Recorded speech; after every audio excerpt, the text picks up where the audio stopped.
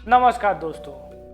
आजकल एक महिला सोशल मीडिया पे काफ़ी सुर्खियों में है बिहार को लेके और काफ़ी छाई हुई हैं, जिनका नाम दीपाली शाह है और पेशे से वो केंद्रीय विद्यालय में शिक्षिका के तौर पे नियुक्त की गई थी। मैं थी इसलिए कह रहा हूँ कि उन्होंने इतना ना बहादुरी का काम किया है ना, उनको अब उनके पद से निलंबित करके बाहर का रास्ता दिखा दिया गया है। दरअसल बात यह है कि जो ये मोहतरमा आपको वीडियो में दिख रही हैं, इनका ट्रांसफर किसी दूसरे स्टेट से बिहार में कर दिया गया, तो ये गुस्से में आग बबूला हो गई।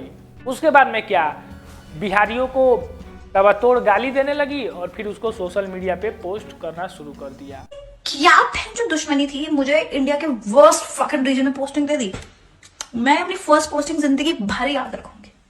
जब मेरे को गोवा दे देते, कहीं भी दे देते, उड़ीसा दे देते, कोई दिक्कत नहीं थी। मुझे साउथ में कहीं भी दे देते, मुझे कोई दिक्कत नहीं थी।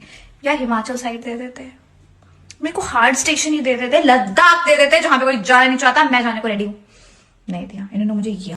लेकिन उन्हें मालूम नहीं था कि जो वीडियो पोस्ट कर रही हैं, जिस ऐप के थ्रू वो पोस्ट कर रही हैं, उस ऐप का इस्तेमाल बिहार के लोग भी करते हैं, बिहार की सरकार भी करती है और बिहार के जितने भी शिक्षित और समझदार वर्ग के लोग हैं, वो सारे लोग इसका उपयोग करते हैं। और वो भी लोग इसका उपयोग करते हैं जो अपने बिहार के बारे में एक लफ्ज बर्दाश्त नहीं कर सकते हैं। इन मोहतरमा का साफ ही कहना था कि जितने भी बिहारी होते हैं वो गंदी नाली के कीड़े हैं। अगर भारत के मैप से अगर बिहार को हटा दिया गया तो भारत का विकास होना 110% सुनिश्चित है। और भी बहुत सारा बातें कह रही थी, मैं कितना बताऊं आपको। अच्छा वो सब छोड़िए, मैं आपसे बस चंद सवालें करना चाहता हूं। क्या आप 1857 की क्रांति को जानती हैं? वैसे तो आप पढ़ी लिखी हैं, अगर पढ़ी लिखी नहीं रहती तो आपके चाल चलन बता रहे हैं कि आपको कोई गटर के सफाई में भी नहीं रखे। मैं आपको बता दूं कि 1857 की जो क्रांति थी उसमें बिहार के वीरों ने बढ़ चढ़ के हिस्सा लिया था और आज़ादी का नेतृत्व करने में एक बहुत अहम भूमिका निभाई थी।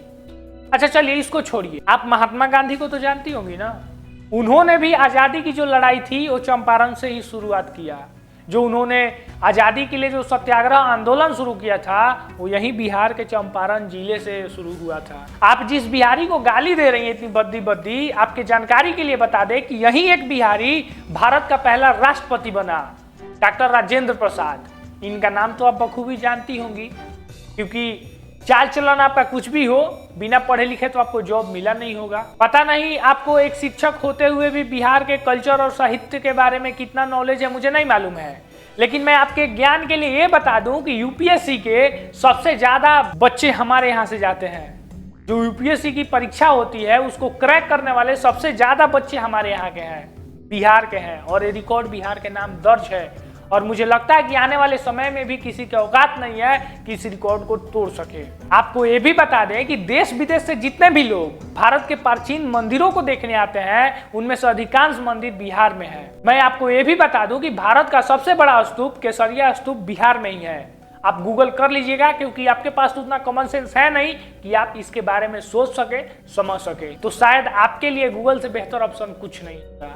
आप एक बार गूगल जरूर कीजिएगा। क्या आपको मालूम है कि भारत का सबसे पुराना हाईवे, पुराना ही नहीं, पुराना के साथ साथ सबसे लंबा हाईवे 2400 किलोमीटर का बिहार में ही है। बिहार से ही उसका आरंभ होता है, बिहार से ही वो शुरू होता है वो हाईवे। लेकिन अफसोस कि आपको ये सब भी नहीं मालूम होगा, क्योंकि आपका तो मन दिन रात रील में और फिलोसफी में लगा हुआ है। मैं आपको फिलोसफी से याद आया कि मैं आपको ये भी बता दूं कि भारत के जितने भी कवि हैं ना, जितने भी लेखक होते हैं जो साहित्य लिखते हैं या कविताएं लिखते हैं, पंक्ति लिखते हैं, उनमें से अधिकांश लोग बिहार के हैं, वो भी बिहारी ही हैं। और आप इतना सब जानने के बाद भी बिहारियों को अनपढ़ बोल रही हैं ना, तो आपको शर्म आनी चाहिए, क्योंकि बिहार ने भारत को बहुत कुछ दिया है और आप भारत के नक्शा से बिहार को हटाने की बात कर रही हैं। इसीलिए तो सरकार ने आपको आपके पद से ही हटा दिया। और सबसे बड़ी बात यह है कि मुझे तो आपके सोच पे तरस आ रही है कि 2 वर्ड इंग्लिश का जान लेने से आप किसी को जज नहीं कर सकती हैं, आप किसी स्टेट को जज नहीं कर सकती हैं। हाँ ठीक है, अभी हम लोग का राज्य थोड़ा सा डेवलप नहीं है, लेकिन सबसे बड़ी बात यह है कि आप ये देखिए कि हमारा राज्य और हमारे राज्य के लोग देश के लिए क्या कर रहे हैं। जो आर्मी की जो वैकेंसीज होती है ना, अधिकांशतः यूपी और बिहार के ही बच्चे उसमें जाते हैं। 2 इंग्लिश का बोल लेने से कुछ नहीं होता है। और मुझे आपकी मानसिकता पे तरस आ रही है और आपको शर्म करनी चाहिए कि आपकी सोच कितनी भद्दी है। आपका क्या हुआ था? एक ट्रांसफर ही ना हुआ था? कोई आपको फांसी पे चढ़ा दिया था या कोई आपको काला पानी का सजा दे दिया था? एक चीज आप याद रखिएगा, आपके लिए एक ही लाइन है और वो लाइन आप पे सूट बैठता है, एकदम सूट कर जाता है आपके ऊपर कि जात सुभावना छूटे और टांग उठा के मुँहते। समझदार लोग तो इस लाइन का अर्थ समझ गए होंगे। बाकी अगर मोहतरमा आप हमारी वीडियो को देख रही हैं तो आप भी कोशिश कीजिएगा इसको समझने का, और अगर समझने के बाद में आपको शर्म आए ना तो थोड़ी सी शर्म कर लीजिएगा, क्योंकि आपके अंदर तो वो चीज़ है नहीं। बाकी यह वीडियो आपको कैसा लगा हमें कमेंट सेक्शन में ज़रूर बताइएगा, और फेसबुक पेज का लिंक मैंने डिस्क्रिप्शन में दिया हुआ है, आप हमारे पेज को जरूर फॉलो कीजिएगा। बाकी हमको इतना देर देखने के लिए आप सभी का धन्यवाद। मिलता हूँ फिर एक अगले वीडियो में, तब तक के लिए जय हिंद, जय श्री राम।